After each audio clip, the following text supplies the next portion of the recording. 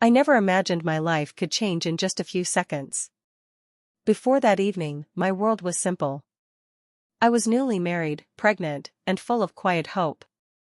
Daniel and I had been talking about baby names, about moving to a bigger place, about the kind of parents we wanted to be. Nothing felt perfect, but it felt real and safe. That night, it was raining hard. The roads in our part of Ohio get slippery fast when it rains, and I remember gripping the steering wheel a little tighter than usual. I was driving home alone, tired but calm, thinking about dinner and how Daniel had sounded rushed on the phone earlier. I told myself I was overthinking it. I usually did that when hormones kicked in. The crash itself is broken in my memory. I remember headlights coming too fast. I remember the sound of metal screaming. Then nothing. When I opened my eyes again, everything smelled like disinfectant, and the ceiling lights were too bright. My body felt heavy, like it didn't belong to me anymore. Daniel was there when I woke up. He looked scared, but also tense, like he was holding something back. He kept telling me everything was under control, that I just needed to rest. He said the doctors were taking care of me and that I shouldn't worry about anything else. I wanted to believe him. He was my husband. Trust was supposed to be automatic. As hours passed, I started noticing small things. He answered questions before I could finish asking them. When nurses came in, he watched them closely, like he was afraid they might say something he didn't want me to hear. Every time I tried to remember details about the accident, he gently shut me down and told me it wasn't important. Lying there, unable to move much, I felt strangely powerless. My body was bruised, but my mind was alert. I knew something was wrong, even if I couldn't name it yet. The pain in my chest wasn't just physical. It was a quiet fear that settled in my stomach and refused to leave. I kept thinking about how fast everything had shifted. That morning, I had been thinking about baby clothes and doctor appointments. By night, I was counting heartbeats on a monitor and wondering why my husband wouldn't meet my eyes for more than a second. I didn't know it then, but that hospital room was the beginning of the end of the life I thought I had. The crash didn't just damage my car or my body. It cracked open a truth that had been hidden from me for a long time. And even though I was lying still, barely able to sit up, something inside me had already started to wake up. When I fully woke up the next morning, the pain felt sharper and more real. My body ached in places I didn't even know could hurt. My head was heavy, and every sound felt too loud. A nurse checked my vitals, spoke softly, and told me to rest. I was scared, but my biggest fear was the same thought repeating in my mind, my baby. Daniel sat beside my bed, his hands clasped together. Before I could even ask, he leaned forward and told me the baby was fine. He said it quickly, like he had been waiting to say it. Relief washed over me, but it didn't last long. His voice sounded rehearsed, not comforting. It was as if he had practiced those words. He told me the accident wasn't my fault. According to him, a drunk driver had run a red light and slammed into my car. He said the police already handled everything and that there was nothing I needed to worry about. I nodded, trying to process his words, but something didn't sit right. When I asked simple questions, where exactly it happened, what time the police came, whether anyone else was hurt, his answers came too fast. He didn't pause to think. He barely looked at me while speaking. His eyes kept moving to the door, then back to my face, like he was waiting for someone to interrupt us. At one point, a police officer passed by the room. I asked Daniel if I could speak to them later, just to understand what happened. His reaction was immediate. He told me there was no need. He said it would only stress me out and that the doctors wanted me calm. His tone was firm, almost sharp, and it caught me off guard. I felt small in that bed. I didn't have the strength to argue or push back. I told myself he was just worried about me and the baby. That was what a good husband would do, right? Still, the tight feeling in my chest refused to fade. Throughout the day, Daniel stayed close, but not in a loving way. He controlled the conversations, spoke for me, and answered questions that weren't directed at him. Each time I tried to remember the crash, he reminded me that I had hit my head and that my memory couldn't be trusted yet. By the evening, exhaustion pulled me into sleep again, but my mind wouldn't rest. His words kept repeating in my head. Drunk driver. No police questions. Everything handled.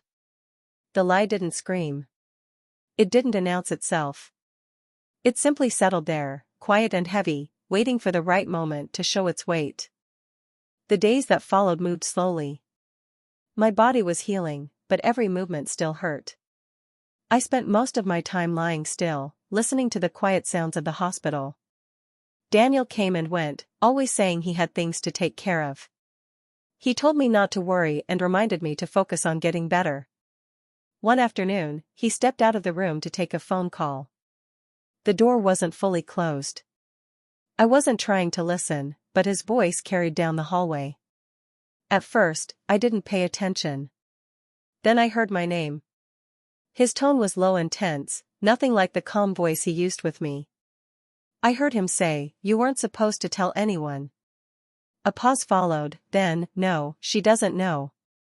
She can't know yet." My heart started beating faster.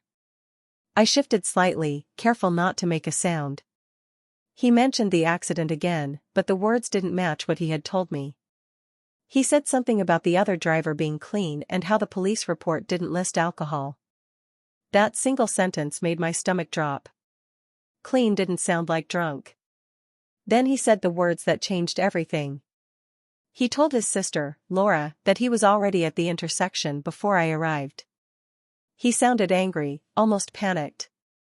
He said he wasn't supposed to be there at that time and that if anyone looked too closely, things would get complicated.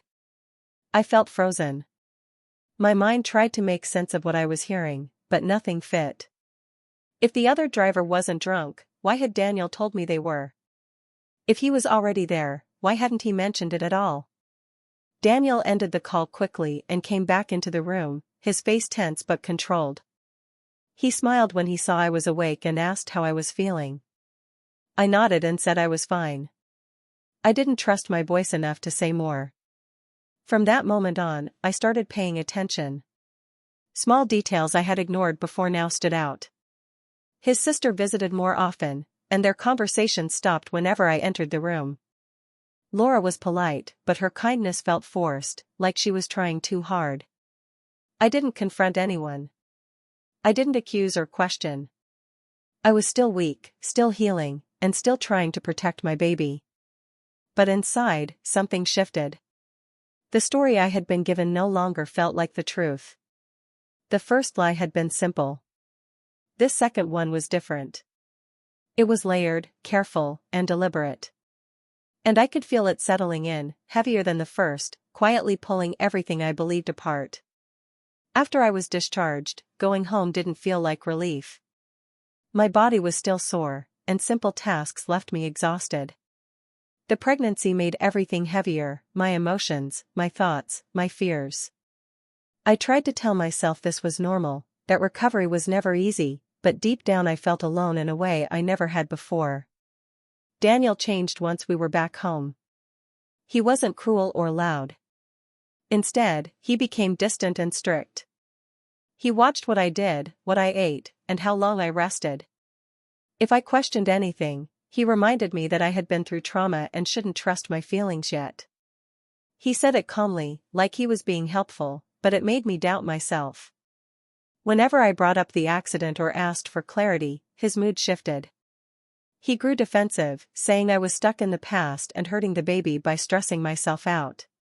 Slowly, I stopped asking. It felt easier to stay quiet than to deal with his cold silence afterward. Laura started visiting more often. She brought food, helped around the house, and spoke softly, but her kindness felt rehearsed. She never looked surprised by anything Daniel said, and sometimes they exchanged looks that made me feel invisible. I felt like I was interrupting something just by being in the room. There were moments when I questioned my own memory. Daniel often told me I had imagined things or misunderstood conversations. If I mentioned something he had said earlier, he would gently correct me, saying he never said that. He blamed it on the head injury and pregnancy hormones. Hearing it over and over made me feel small and unsure. I started keeping my thoughts to myself. I stopped sharing how scared I was, how confused I felt, and how lonely the house seemed even when Daniel was there. I felt like a guest in my own life, carefully stepping around rules I never agreed to. At night, I lay awake feeling the weight of everything pressing down on me. My body was carrying new life, but my heart felt empty. I wanted comfort, honesty, and reassurance. Instead, I felt managed, monitored, and quietly pushed aside. The isolation didn't come all at once. It grew slowly, wrapping around me until I could barely tell where it started. By then, I wasn't just recovering from an accident. I was trying to hold on to my sense of self in a place that no longer felt like home. I couldn't ignore the growing unease any longer. Every time I tried to trust Daniel, the tension and small lies haunted me.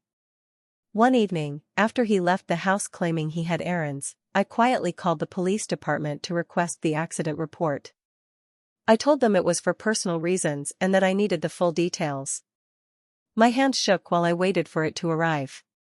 When the report came, I sat down with it on the kitchen table, my heart pounding. Every word felt like a step into a place I wasn't ready to go. I read slowly, trying to understand how the accident happened according to official records. My stomach dropped as I saw the details that didn't match Daniel's story. The other driver had no alcohol in their system. That part had been a lie. Then I noticed something even worse. Daniel's movements that night were recorded in timestamps from nearby traffic cameras included in the report. He had been at an address across town just an hour before the crash, an address he never mentioned to me. My hands were shaking as I wrote it down. Why had he gone there? Who had he been meeting? I decided to follow the lead quietly, not confronting him yet. I drove past the address when I knew no one would see me. It was a small apartment in a quiet part of town. The name on the mailbox said Rachel Moore. My heart sank. I didn't know her, but seeing it made a cold knot form in my stomach. This wasn't just a random mistake or bad luck. This was deliberate. For the first time, the pieces started fitting together. Daniel hadn't just been careless. He had been somewhere else, meeting someone else, rushing back as if he was trying to fix a problem or cover something up. The crash had not been an accident, it had been a consequence of his secret life. I spent hours reading through the rest of the report, going over every timestamp, every note from the officers, every witness statement. Each sentence added weight. I felt sick, but also awake in a way I hadn't before. The truth was no longer a shadow in my mind. It was real, and it was something I couldn't ignore. That night, I lay in bed, thinking about Daniel, about Rachel Moore, and about what this meant for me and my baby. My body was healing, but my mind was wide awake. I realized I had been living with lies, protected only by my own naivety. And now, I had the first real pieces of the truth. It hurt, but it also gave me a strange clarity. I could no longer pretend, and I could no longer be passive. Something had to change. I couldn't stop thinking about Rachel Moore and the address from the accident report. I knew I had to know the truth, even if it broke me. I waited until Daniel was out for the evening and then drove to her apartment, my hands trembling on the wheel. When I knocked, she opened the door, surprised but calm. I didn't introduce myself. I just asked to talk. Rachel let me in, and I immediately noticed how ordinary her apartment felt. There were no signs of a secret life, no dramatic evidence, just a quiet space. I tried to speak, but my throat felt tight. Finally, I managed to ask why Daniel had been there that night. She hesitated, then sighed, as if she had been waiting for someone to confront her. She told me everything. Daniel and Rachel had been involved for over a year. She explained that it had started as something small, but it became serious quickly. He had been hiding it carefully, making sure no one, including me, found out. Worse, his sister Lauren knew about it from the beginning and had helped cover it up. She had made excuses for his behavior, convinced me that I was imagining things, and even misled the doctors and police when they asked questions. I felt my chest tighten as each word sank in. The betrayal wasn't just the affair. It was the people closest to me, the people I trusted, working together to lie and manipulate me. It made the pain sharper, more intense than I could have imagined. Rachel continued, explaining that Daniel's plan had been to wait until after the baby was born to leave me. He had been calculating, planning every step so that I would be trapped in my own life and too distracted to see what was happening. The crash hadn't been a pause for him, it had just delayed his schedule. His intentions hadn't changed, he was still planning to abandon me. I sat there, barely able to breathe. I wanted to scream, to cry, to throw something, but I forced myself to stay still. Listening to Rachel, I realized this was the full picture I had been missing. Everything I had suspected, every small doubt I had tried to ignore, was true. When I finally left her apartment, the air felt heavier than the night outside. I drove home slowly, thinking about Daniel, about Laura, and about what I had learned. The betrayal wasn't a momentary mistake, it was a deliberate, planned deception. For the first time, I understood the depth of the lies surrounding me. I knew now that my life would never be the same. But along with the shock and hurt, a part of me started to awaken, a part that realized I could no longer rely on anyone else to protect me. I would have to take control. I would have to fight for myself, and for my baby, no matter what it took. The next weeks were the hardest of my life. The stress from everything, the lies, the secrets, the constant tension, started to affect my body in ways I couldn't control. During a routine checkup, the doctor told me my pregnancy had complications and that I had lost the baby. I remember sitting there in silence, staring at the floor, trying to make sense of a world that suddenly felt meaningless. Daniel came with me to the hospital, but his presence offered no comfort. He spoke softly at first, saying he was sorry, but it felt empty, like words repeated without feeling. Within hours, he had shifted blame onto me.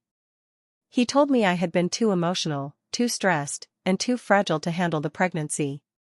He said if I had been calmer, the outcome might have been different.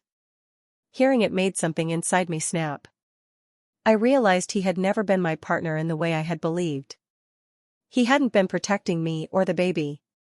He had been managing the situation, controlling the story, and keeping the focus on his own image. My grief was real, deep, and irreversible, but he could only see it as a problem to be solved or blamed. I spent that night alone in the empty apartment, staring at the walls and letting the tears fall freely. I thought about the life I had imagined, about the small kicks I would never feel, and the future that Daniel had been planning to abandon anyway. Pain and anger mixed together until they became something stronger than despair. For the first time, I stopped thinking about forgiving him, about trying to understand him, or about keeping the family intact. Those thoughts no longer mattered. I realized I had been living in a house filled with deception, where every comfort came with a hidden cost. My trust had been stolen slowly, piece by piece, and there was nothing left to salvage. The grief hardened into clarity. I knew I had to see things for what they really were. Daniel's love had never been unconditional. It had always been conditional on control and convenience. The realization was painful, but it also gave me focus. I didn't need him to feel safe or to survive. I didn't need his validation or approval. By the next morning, I felt a strange sense of resolve. The loss was permanent, but it didn't have to define me. The lies, the betrayal, and the manipulation had shown me the truth about Daniel and Laura. I understood now that I had been alone in this marriage, and if I wanted justice, if I wanted peace, I would have to find it myself. For the first time, grief became a tool.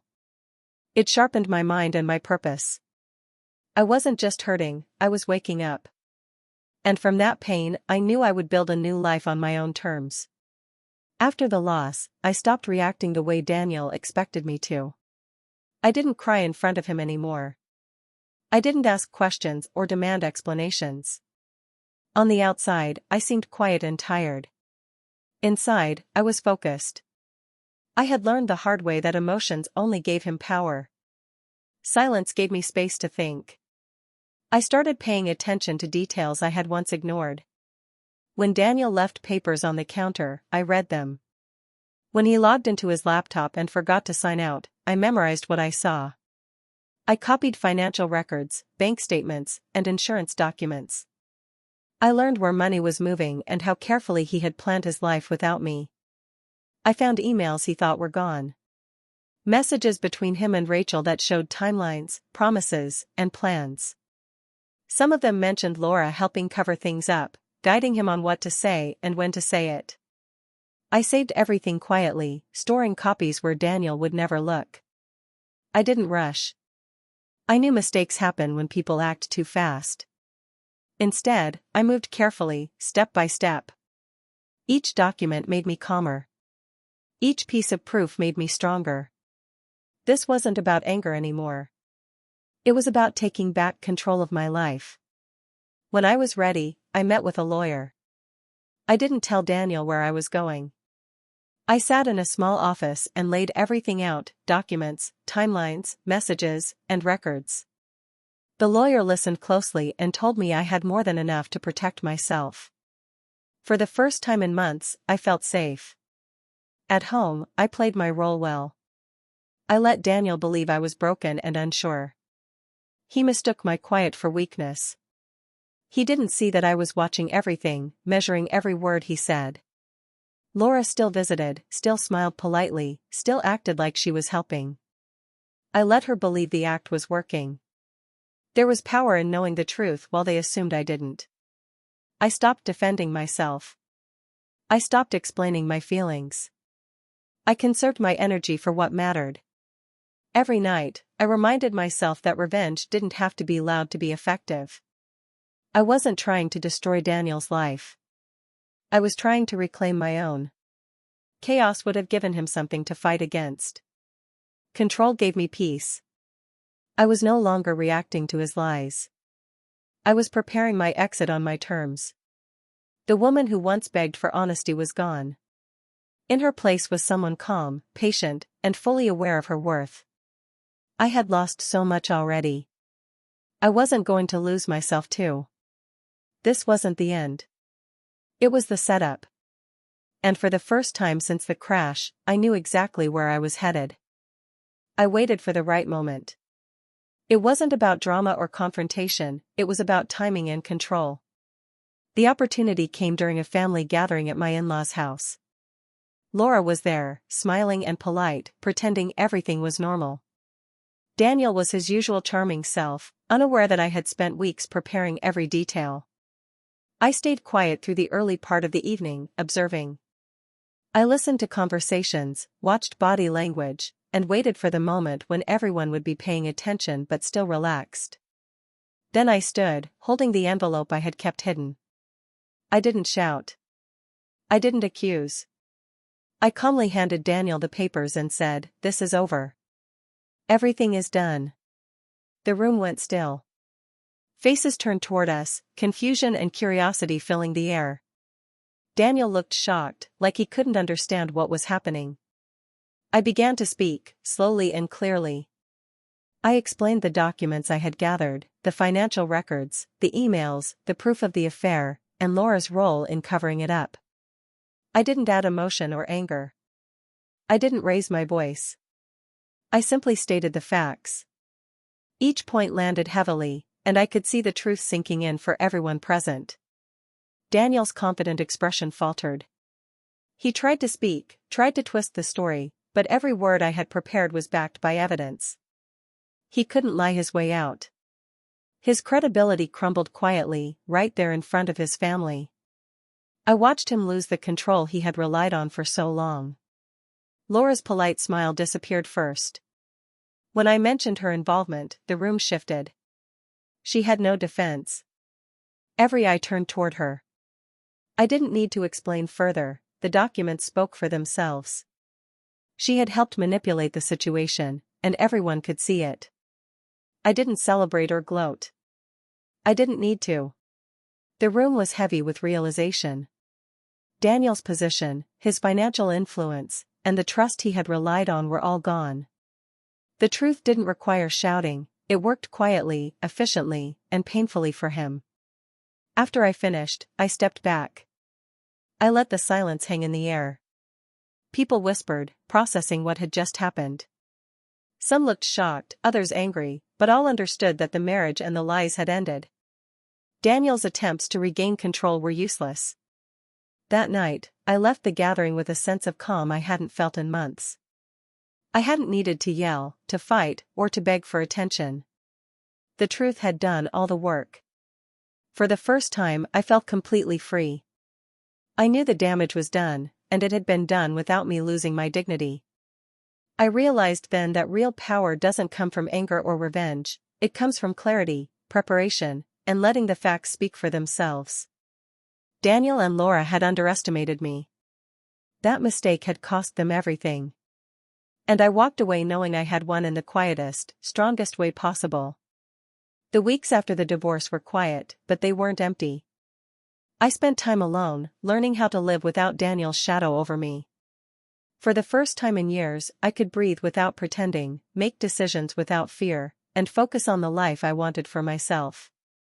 The crash had started the chain of events, but it wasn't what broke me. It was the lies, the secrets, and the betrayal that had threatened to define my life. Facing the truth and acting on it rebuilt me in ways I hadn't imagined. I took control of my finances, making sure I had security and independence. I rented a small apartment in a neighborhood I loved, decorated it with things that made me happy, and filled it with peace instead of tension. Each small decision reminded me that I no longer had to answer to anyone who had used my trust against me. Emotionally, I felt stronger than I had in years. The fear that had followed me since the accident slowly faded. I no longer doubted myself, my instincts, or my worth. The betrayal had left scars, but it had also taught me lessons about strength, boundaries, and resilience. I understood now that I could survive even the deepest pain, and that survival was more powerful than revenge. I spent my days quietly, focusing on things I had ignored before, my health, my hobbies, and preparing for a future on my own terms. I reconnected with friends I had drifted from, people who were truly supportive and kind. Their presence reminded me that life could be full of care and honesty, and that I deserved it. Sometimes I thought about Daniel and Laura, but without anger. I didn't need to relive the pain to prove anything. The truth had spoken louder than words, and their choices had already shown their character. I didn't want revenge through chaos or destruction anymore. Real victory was my freedom, my dignity, and my ability to live fully without them in my life. Looking back, I realized the crash hadn't destroyed me, it had awakened me. The lies had tried to trap me, but confronting them had given me clarity. Choosing myself, standing up for myself, and walking away were the steps that truly mattered. I was no longer someone who begged for love, validation, or protection. I had become someone who valued herself enough to never settle for anything less than honesty and respect. Life didn't suddenly become perfect, but it became mine. I had control, peace, and the quiet satisfaction of knowing I had survived betrayal and come out stronger. I had learned that real revenge isn't measured in chaos or punishment, it's measured in survival, self-respect, and the courage to choose yourself above anyone who tried to break you. And in that choice, I found freedom I had never felt before.